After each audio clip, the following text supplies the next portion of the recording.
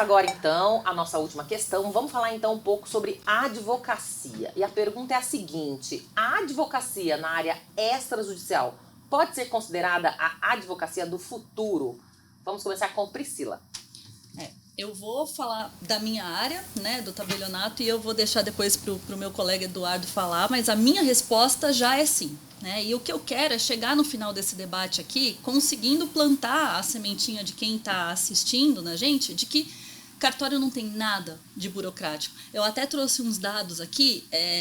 Existe cartório em 91 países, que as pessoas falam, é herança portuguesa, só tem cartório no Brasil. Não, em 91 países tem cartórios nos mesmos moldes dos cartórios brasileiros. Para você ter uma ideia, 7 entre as 10 maiores economias do mundo possuem cartórios no mesmo formato do nosso. 22 dos 27 países da União Europeia têm cartórios iguais aos do Brasil.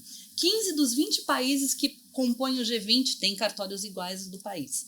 Agora sim, igual o que a gente tem aqui no país, nenhum outro país tem. Tá? Desde a pandemia, que a gente está discutindo aqui, que o CNJ baixou um provimento de número 100, e esse provimento permitiu que todos os atos de tabelionatos, tá bom? Os atos notariais, como a gente veio falando que são diferentes, todos esses atos podem ser praticados de maneira online. Você consegue entrar na plataforma que chama e-notariado, coloca aí no Google e-notariado, você já vai ser direcionado para a plataforma dos cartórios, e todos os cartórios brasileiros estão unificados nessa plataforma. Se você tinha uma fichinha de firma em qualquer cartório, incluindo aí até, né, os registros civis, essas fichas de firma subiram para o sistema e hoje você faz parte de um cadastro nacional de clientes, que até mais ou menos junho a gente já contava com mais de 60 milhões de usuários nessa plataforma. Então, você hoje, da onde você estiver no mundo, de qualquer... Eu já fiz contrato, já fiz divórcio de uma pessoa que estava no Líbano e a outra parte na minha sala, o advogado em Campinas. Então, assim, você pelo seu celular, você consegue assinar uma escritura. Você precisa reconhecer uma firma, você vai bater uma foto do documento, vai colocar no aplicativo do e-notariado e você vai conseguir assinar o documento particular e mandar para o próximo signatário assinar e esse documento volta para você com a firma reconhecida. Então, desculpa, dizer que cartório é burocrático é alguém que está completamente desinformado do que acontece em 2022. Tá? A gente tem aqui, eu trouxe outros dados, muitos dados a gente tem. Se você colocar no Google cartório em números, vai aparecer um monte de coisa interessante para você consultar. Isso da gente informar a estatística do país, desde a minha época de registradora civil, em 99, 2000, que a gente preenchia à mão, você não é dessa época, uma planilha do SEAD, que a gente preenchia à mão. Né? Então, os registradores civis sempre foram pioneiros na informação do país. O portal lá da transparência que vocês tiveram na pandemia foi incrível. Então, olha aqui, a gente comunica, para vocês terem uma ideia, aqui a quantidade de atos, mais de... isso aqui até 2018, tá? Houve já uma comunicação de 2.672 e por aí vai. Isso aqui já deve ter passado de 4 milhões, com certeza, de combate à lavagem do dinheiro, porque os tabeliões de notas, eles comunicam as operações suspeitas ao COAF.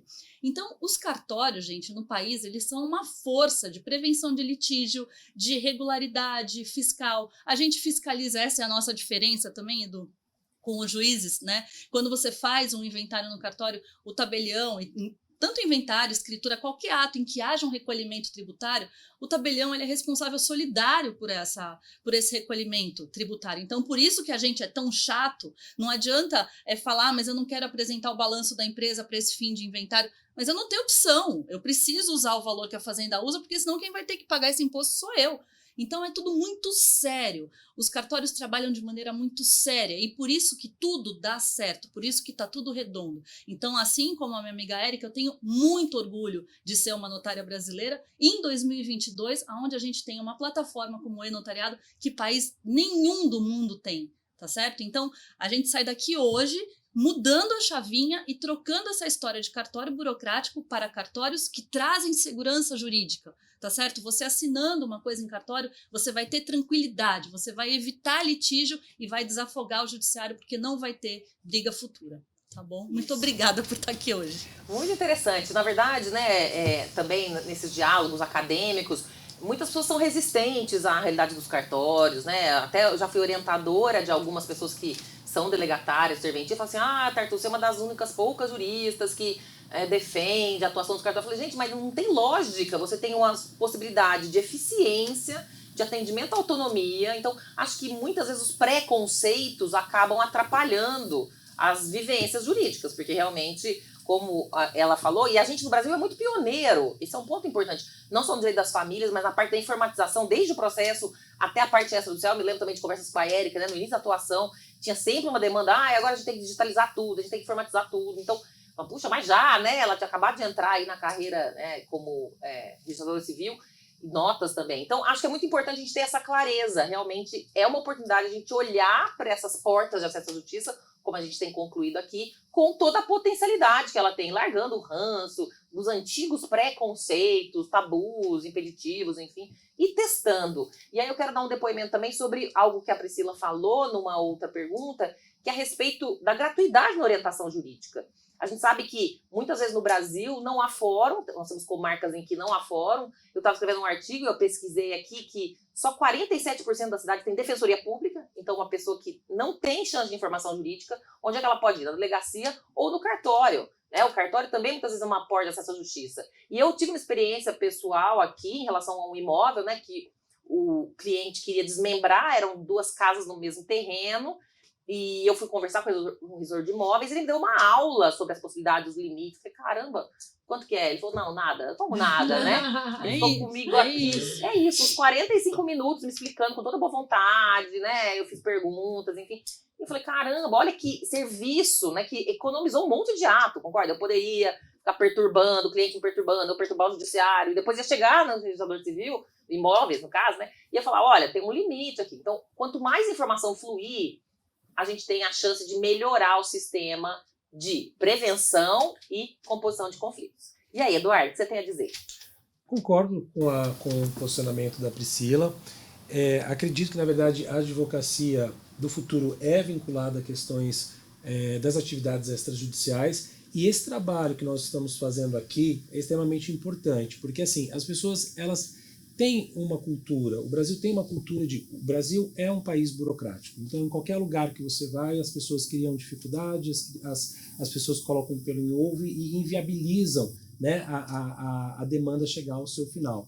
Então assim, e é um trabalho que eu faço como advogado de sempre mostrar para o cliente que na verdade não é uma questão necessariamente de burocracia, é uma questão de cuidado, e cuidado com a demanda que ele está trazendo, para que amanhã ou depois isso não haja um desdobramento e venha a prejudicar. E até eu, quanto advogado, e o cartório sejamos também responsabilizados. Então, esse papel, tanto do advogado quanto de nós, né, à frente da informação, direito é extremamente importante para poder desconstruir, desmistificar um pouco isso. E tem mais, a advocacia ela vem mudando muito, né? Hoje, se nós pararmos para pensar, há um tempo atrás, você não via advogados fazendo vídeos nas redes sociais, até em TikTok, e é uma demanda que a sociedade pede, está aí, né? Então, assim, não dá mais para ver o advogado, e até porque isso não existe mais, mas como aquele advogado atrás de uma mesa, com pilhas de papéis e pilhas de processo, né? Rústico, o advogado moderno, ele vai ter que ir de encontro com essa tendência de tudo que está acontecendo. E neste momento o cartório ele é um grande aliado. Eu sou muito suspeito porque eu gosto muito de trabalhar com essa demanda extrajudicial, isso porque otimiza meu tempo, deixa, na verdade, o cliente mais feliz, e aí o cliente ele vai sair do escritório e vai falar, já aconteceu situações como essa, de uma pessoa estar reclamando porque o inventário demora 5, 6 anos, e aí eventualmente o cliente fala, nossa, mas eu fui no cartório e em um mês eu consegui resolver. Né? E a pessoa, mas como assim? Por que o meu está demorando e o outro não? Então, assim, a falta do acesso à informação. Falando um pouco da questão, não especificamente do uso capião, mas dessa situação, eu tive um caso de uso capião que a cliente chegou para mim dizendo que nenhum advogado queria pegar o processo. E aí eu falei, não, vamos tentar resolver isso. Me direcionei ao 29º, tive N conversas, N esclarecimentos acerca dessa situação, até que chegamos à conclusão que era necessário fazer uma ata notarial e depois levar para o registro.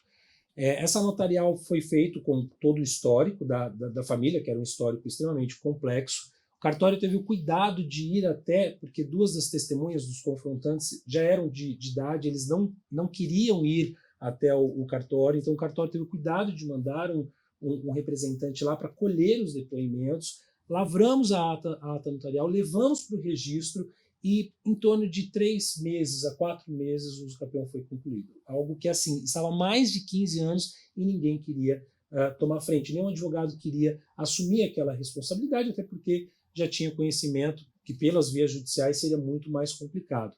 Então acho que o papel do advogado de hoje, ele é entender que a advocacia mudou. Ele é se desprender um pouco desse movimento de que tudo tem que ser conflito, tudo tem que ir para o Poder Judiciário e tudo tem que demorar anos para ser resolvido. Não. Né? Se a gente, junto com todo um aparato, com equipe de multidisciplinares, conseguir mostrar que, olha, você não precisa brigar para resolver isso. Né? Você tem condições de resolver isso num tempo rápido, isso vai gerar menos desgaste para você, nós estaremos aí fazendo o nosso papel. Então, certamente, quem pensar dentro de uma visão de empreendedorismo, né, porque a advocacia também está vinculada ao empreendedorismo, você vai querer que o cartório seja o seu aliado e, obviamente, fazer com que a advocacia do futuro ela seja a advocacia extrajudicial. Perfeito. Fala-se até em advocacia resolutiva, pensando aí justamente nessa chave de resolução de problemas. Bom, com isso, então, a gente finaliza a nossa última pergunta e vou abrir, então, aqui a palavra para os nossos convidados, para suas considerações finais, enfim, últimas palavras. Vamos começar, então, com Bruna. Gostaria de agradecer o convite, agradecer a mesa toda, na pessoa da professora Fernanda Tartucci. É uma honra, né, de estar aqui e conversar e aprender também, ouvir, né, e também compartilhar um pouco de conhecimento. Muito obrigada. Obrigada. Vamos, então, agora para o Eduardo. Gostaria de agradecer a oportunidade de estar falando um pouquinho sobre esse tema, né, que com certeza vai elucidar aí muito as pessoas que estão nos assistindo, e dizer que a advocacia, ela na verdade vai caminhar junto com o cartório, isso é inevitável, né? É o futuro que nós temos aí pela frente. Muito bem. Érica? Eu quero agradecer o convite, dizer mais uma vez que é uma satisfação para mim estar ao seu lado novamente em um debate, agradecer aos componentes da mesa, que também aprendi muito, e dizer que para quem está nos assistindo, traga suas demandas para o extrajudicial. Eu acho que os advogados eles vão trabalhar em parceria, como o Eduardo bem falou. Ao invés da gente ver o cartório como uma coisa burocrática, ao invés da gente ver o cartório mais um lugar que a gente tem que passar, cada vez mais as demandas vão ser desjudicializadas. E essas demandas tendem a ser endereçadas às serventias extrajudiciais. Então, para os advogados que estão nos assistindo, é esse o meu recado. Pensa você nas soluções que a gente pode trabalhar juntos. E traga essas demandas para o extrajudicial. Tem muita coisa para ser desjudicializada ainda. Tem execução, tem um monte de coisa. Nem vou entrar porque tem muita coisa para falar, muitos temas polêmicos, mas são construções que nós temos que trabalhar juntos. Esse é o meu recado. Verdade, muito importante, né? Depois vai ter um da execução, que também é um outro debate, né? Priscila? É isso aí, gente. Eu também só quero agradecer a oportunidade de estar aqui. Professora Fernanda, entre amigos, foi delicioso, né? Conhecer pessoas novas, debater esses temas.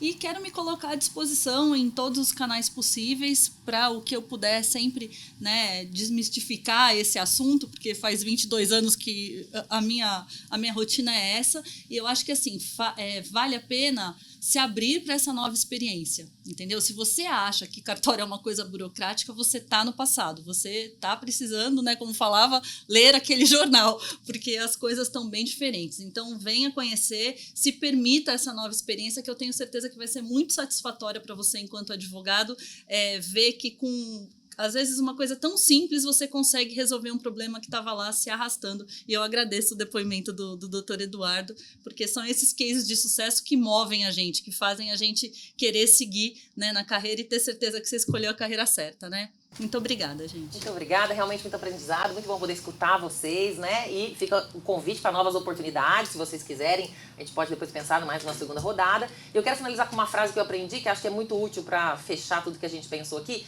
que as mentes são como paraquedas, elas só funcionam se forem abertas. Isso. Então, eu espero que tenhamos abertura para novas possibilidades. Então, muito obrigada.